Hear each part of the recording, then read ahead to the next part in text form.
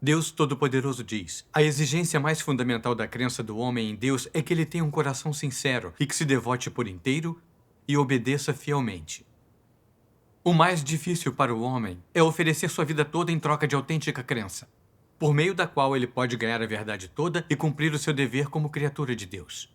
Isso é o que é inatingível para quem fracassa, e ainda mais inatingível para quem não consegue encontrar Cristo. Porque o homem não é bom em devotar-se integralmente a Deus. Porque o homem não está disposto a cumprir o seu dever para com o Criador. Porque o homem viu a verdade, mas a evita e segue pela sua própria senda. Porque o homem sempre busca seguindo a senda daqueles que fracassaram. Porque o homem sempre desafia o céu. Portanto, o homem sempre fracassa. Sempre é ludibriado pelas trapaças de Satanás e é enredado em sua própria rede. Deveres são tarefas confiadas às pessoas por Deus. São missões a serem completadas pelas pessoas. Porém, um dever certamente não é o seu negócio próprio gerenciado pessoalmente, nem é um contrapeso para você se destacar da multidão. Algumas pessoas usam seus deveres como oportunidades para se envolverem na própria gestão delas. Algumas para satisfazer seus desejos. Algumas para preencher os vazios que sentem por dentro. E algumas para satisfazer sua mentalidade de confiar na sorte, pensando que, enquanto cumprirem seus deveres, terão uma participação na casa de Deus e no maravilhoso destino que Deus arranja para o homem. Tais atitudes em relação ao dever são incorretas. Elas causam repulsa a Deus e devem ser resolvidas com urgência. Amém. Amém. Depois de ler isso, eu gostaria de comunicar sobre minha experiência. Em 2017, meu dever na igreja era escrever. Com o tempo, o líder da igreja chamou o irmão Lin para trabalhar comigo e me pediu que eu fizesse de tudo para ajudá-lo. Concordei com alegria, pensando: ouvi dizer que o irmão Lin gosta mesmo de escrever artigos e que ele é bom nisso. Se ele compreender os princípios rapidamente, vamos ter cada vez mais sucesso em nosso trabalho de equipe. O líder vai me achar competente e vai me valorizar. Então tenho que ajudá-lo, o máximo que eu puder. Passei para o irmão Lin todos os princípios e materiais relevantes que preparei para ele estudar, para que ele tivesse tudo o que fosse necessário para aprender o mais rápido possível. Quando ele encontrava um obstáculo no trabalho, eu ajudava a analisar as ideias, dando a ele alguns exemplos e referências. Depois de algum tempo, ele entendeu alguns dos princípios e os documentos que ele preparava eram claros e práticos. Vê-lo progredir tão rápido me deixou muito feliz. Ele pegou o jeito das coisas muito depressa. Percebi que ele realmente tinha potencial. Sim. Nossa equipe ficou muito mais eficiente e pude delegar muito do meu trabalho. Percebi que com o irmão Lin um pouco mais treinado, conseguiríamos resultados ainda melhores. Sim.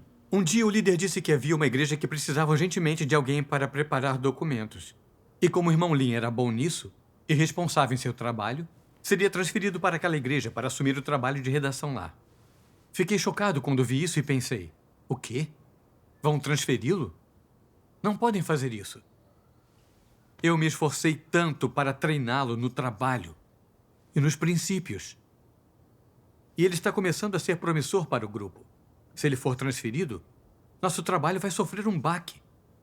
E o que vão pensar de mim? Vão dizer que sou incompetente. Quanto mais eu pensava naquilo, mais aborrecido ficava. O líder disse que, depois da transferência do irmão Lin, poderia treinar outra pessoa.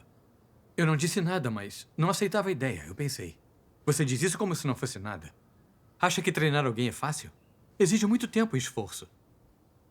Além disso, depois que o irmão Lin for transferido, toda a responsabilidade vai cair sobre mim. Já estamos muito ocupados. O trabalho será afetado, sem a ajuda habilidosa dele. Quanto mais eu pensava no assunto, mais me opunha à ideia. 2 dias depois, o líder pediu que eu escrevesse uma avaliação do irmão Lin. Eu pensei: vou falar das fraquezas e de como ele mostra corrupção, em vez de falar das qualidades. Assim, talvez, o líder não o transfira. Eu me senti um pouco culpado depois que terminei a avaliação. E me perguntei Se eu estava sendo desonesto. Isso mesmo. Isso mesmo. Mas então percebi que só estava pensando no trabalho da equipe. Assim entreguei minha avaliação ao líder. Passaram-se alguns dias sem que eu percebesse uma resposta do líder. E comecei a me preocupar pensando: talvez ele não tenha lido e ainda vá transferir o irmão Lin. Não. Não posso ser passivo. Tenho que pensar numa maneira de mantê-lo. Tentei descobrir perguntando ao irmão Lin: o que você diria se o convidassem para assumir o dever de redação de outra igreja? Sem hesitar, ele respondeu: eu aceitaria a decisão da igreja. Estou disposto a ir. Então respondi rapidamente: ao ser responsável pelo trabalho de redação, é importante compreender os princípios e ter capacidade. Sem isso, o progresso do trabalho vai ser muito prejudicado. Acho melhor que continue a cumprir seu dever aqui. Para minha surpresa, o irmão Lin não reagiu, mas apenas disse bem confiante: se a oportunidade surgir, vou aceitar e confiar em Deus. Fiquei decepcionado por não atingir meu objetivo e fiquei um pouco frustrado com ele. Certa vez vi que um documento em que ele havia trabalhado tinha alguns problemas. Não consegui ocultar minha raiva nem deixar de repreendê-lo. Durante esse período, sempre que pensava na transferência do irmão Lin, eu ficava muito frustrado. Eu não conseguia me acalmar no trabalho nem me concentrar em meus pensamentos. Não conseguia solucionar nenhum problema no trabalho. Eu vivia confuso. Eu estava muito atormentado. Orei a Deus e pedi a Ele que me ajudasse a conhecer a mim mesmo. Então li essas palavras de Deus: as pessoas em geral não põem a verdade em prática. Muitas vezes dão as costas para a verdade. E, com frequência, vivem sob um caráter satânico corrupto, egoísta e ignóbil, protegendo o orgulho, a reputação, o status e os interesses próprios. Elas não ganharam a verdade. Por essa razão, você está excessivamente angustiado, preocupado e restringido. Qual é o critério pelo qual os feitos de uma pessoa são avaliados como bons ou maus? Depende de em seus pensamentos, expressões e ações. Você possuir o testemunho de pôr a verdade em prática ou não, você viver a realidade da verdade ou não. Se não tiver essa realidade ou não viver essa realidade, então, sem dúvida, você é um malfeitor. Como Deus vê os malfeitores? Seus pensamentos e atos externos não dão testemunho de Deus. Tampouco envergonham ou derrotam Satanás. Em vez disso, envergonham a Deus. Estão repletos de marcas que fazem Deus ficar envergonhado. Você não está testificando a Deus. Não está se despendendo por Deus. Não está cumprindo sua responsabilidade e suas obrigações em relação a Deus. Está agindo para o próprio bem. O que é a implicação de para o próprio bem? Para Satanás. Por isso, no fim, Deus dirá: apartai-vos de mim, vós que praticais a iniquidade. Aos olhos de Deus, você não fez boas ações. Ao contrário, seu comportamento se tornou maligno. Você não será recompensado. Deus não se lembrará de você. Isso não é totalmente em vão? Amém. Amém. Ao ponderar as palavras de Deus, percebi que Deus julga se as pessoas estão fazendo o bem ou o mal, não pelo quanto se desgastam superficialmente, o quanto sofrem ou o preço que pagam, mas observando os motivos das pessoas e se suas ações são para Deus ou para si mesmas e se elas praticam a verdade. É verdade. Refleti sobre minha situação durante aquele período e vi que meus esforços para ajudar o irmão Lin a aprender os princípios rapidamente não eram para a obra da igreja. Eu só queria melhorar a eficiência da equipe por meio dele para me mostrar. Quando vi que ele seria transferido, tive medo que o trabalho da equipe fosse prejudicado, que minha reputação e status sofressem. Por isso, quando escrevi a avaliação, intencionalmente destaquei seus defeitos, tentando enganar o líder. Cheguei até a dizer algumas coisas negativas para diminuir o entusiasmo dele quanto ao seu dever. De forma alguma, isso era praticar a verdade e cumprir meu dever. Eu cumpria meu dever de modo egoísta, sem pensar na obra da igreja. Só nos resultados da obra que eu era responsável, se meu status seria prejudicado. Também fui falso e prejudiquei a obra da igreja que o líder havia organizado. Ou seja, perturbei a obra da casa de Deus, pratiquei o mal e me opus a Deus. Quando vi o estado perigoso que eu estava, fiz esta oração a Deus. Ó Deus, Sou tão egoísta e desprezível. Perturbei a obra da casa de Deus para o meu próprio interesse. Deus, desejo me arrepender diante de ti. Amém. Amém. Então li estas palavras de Deus. Não faça as coisas sempre pelo seu bem. Nem considere sempre os interesses próprios. Não considere seu status, sua honra ou reputação. Não dê consideração aos interesses das pessoas. Primeiro precisa considerar os interesses da casa de Deus e fazer disso a sua primeira prioridade. Você deve ser atencioso para com a vontade de Deus. Comece por contemplar se você tem sido impuro ou não no cumprimento de seu dever. Se você fez ou não o melhor que pôde para ser leal, completar suas responsabilidades e deu tudo de si. E se você pensou de todo o coração ou não sobre o seu dever e a obra da casa de Deus. Você precisa pensar nessas coisas. Considere-as com frequência e será fácil para você desempenhar bem o seu dever. Encontrei uma senda da prática nas palavras de Deus. Tive que corrigir meus motivos, aceitar o escrutínio de Deus, abandonar meus interesses pessoais e apoiar a obra da casa de Deus. O irmão Lin era de bom calibre e buscava a verdade quando encontrava problemas. Então, se ele pudesse assumir a obra em outra igreja, isso beneficiaria a obra da casa de Deus. Ele também ganharia mais prática daquela forma. Então, eu deveria apoiá-lo. Correto. É verdade. Depois disso, procurei o líder e me abri com ele sobre meus motivos egoístas e ardilosos. E fiz uma avaliação objetiva e justa sobre o irmão Lin. Ele acabou sendo transferido para outra igreja. E eu, finalmente, senti alguma paz interior. Graças a Deus. Praticar a verdade nos tranquiliza. Tem razão. Naquela época, achei que eu tivesse mudado um pouco. Nunca imaginei que, quando me deparasse com uma situação parecida, minha natureza satânica e egoísta voltaria a vir à tona. No inverno de 2018, eu e o irmão Chen trabalhávamos como líderes de equipe. Compensávamos as falhas um do outro e, com a orientação de Deus, alcançávamos resultados cada vez melhores no trabalho. Graças a Deus. Eu gostava muito de trabalhar com o irmão Chen. Um dia depois de uma reunião, o líder me disse que outra equipe precisava de ajuda e que o irmão Chen provavelmente seria transferido. Eu senti que o irmão Chen era de bom calibre. Ele entendeu a verdade logo e era responsável em seu dever. Ele era muito útil em trazer progresso para a nossa equipe. Se ele saísse e nosso trabalho fosse prejudicado, o que o líder pensaria de mim? Pensaria que sou incompetente em meu trabalho? Eu não queria mesmo que o irmão Chen fosse embora. Mas, pensando na obra da igreja, tive que concordar.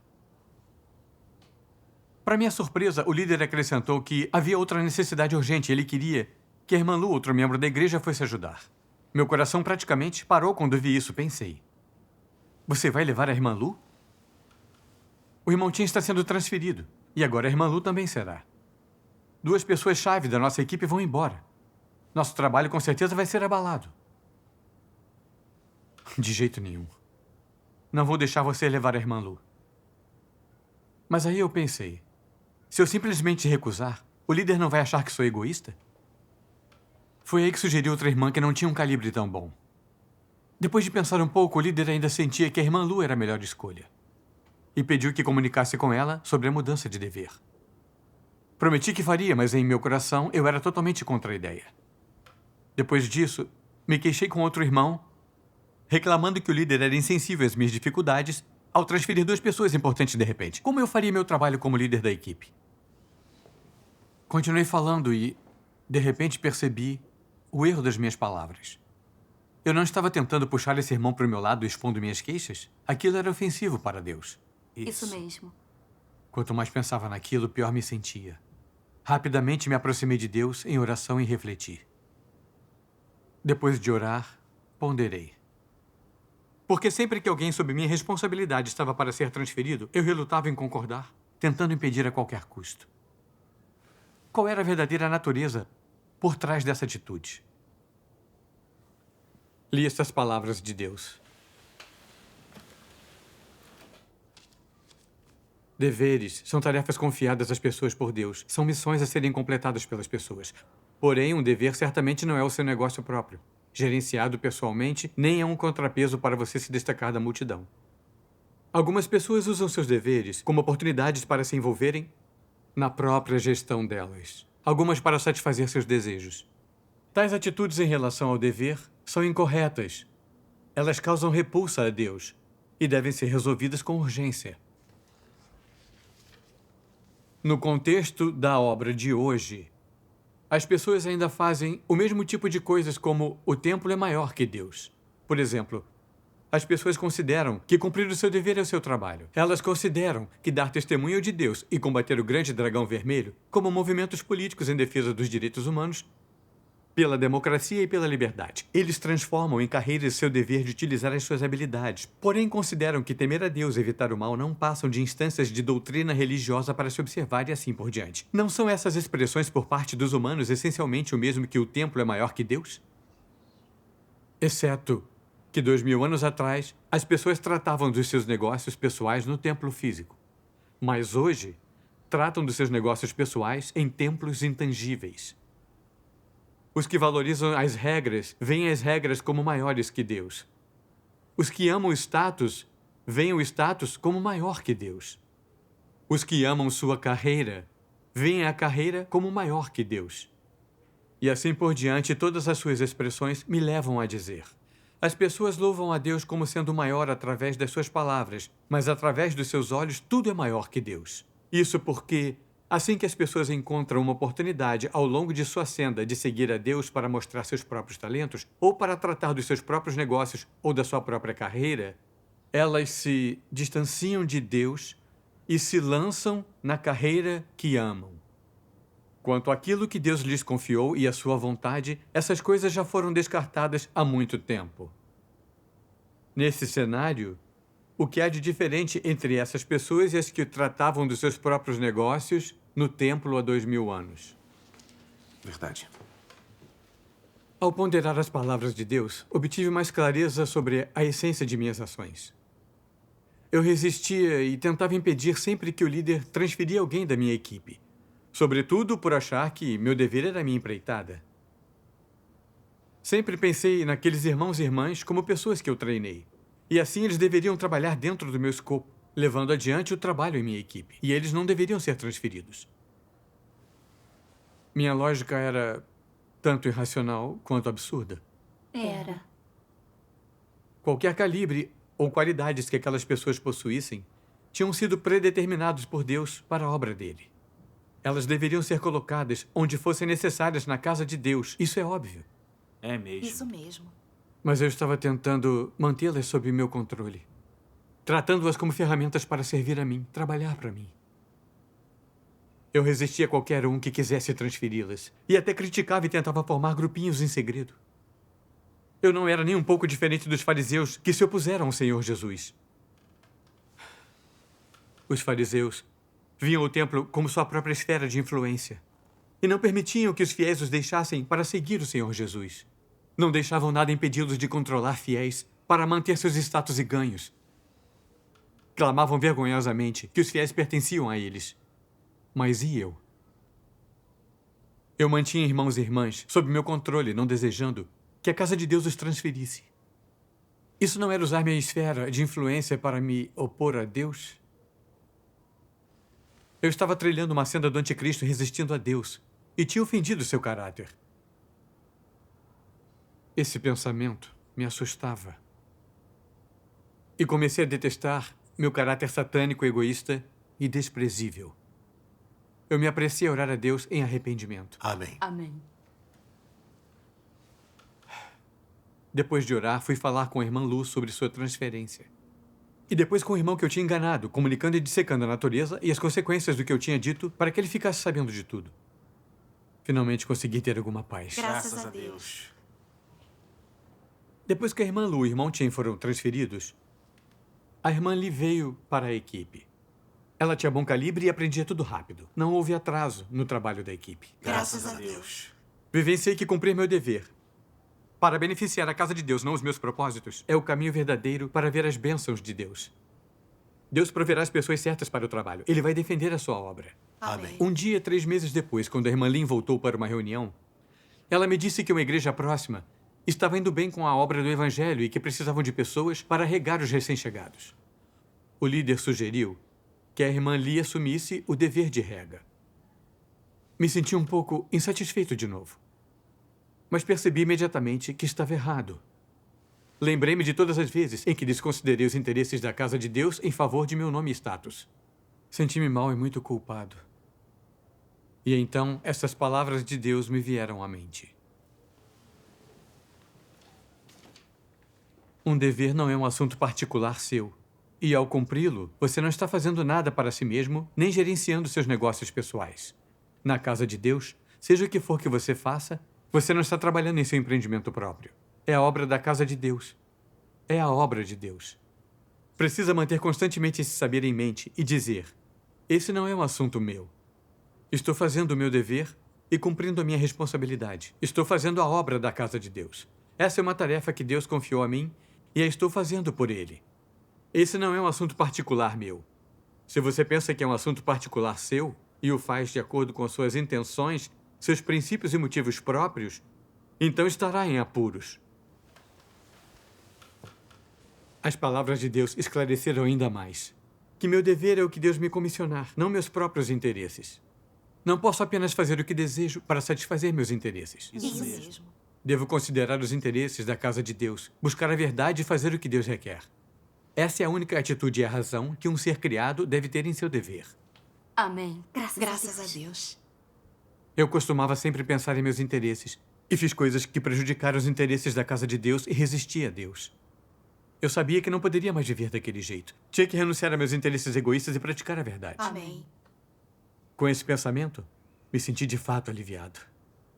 Eu disse à irmã Lin: o líder fez isso para beneficiar a obra da casa de Deus. Devemos falar com a irmã Lin imediatamente sobre essa mudança em seu dever. Não podemos prejudicar a obra da casa de Deus. Graças a Deus. Graças a Deus. Aprender a abandonar meus interesses pessoais em meu dever e pensar na obra da casa de Deus, conhecer meu lugar e ter um pouco de consciência e razão. Tudo isso aconteceu porque vivenciei o julgamento e o castigo das palavras de Deus. Amém. Amém. Graças a Deus. Como foi bom ouvir essas palavras. Graças a Deus. Muito bom mesmo. É verdade.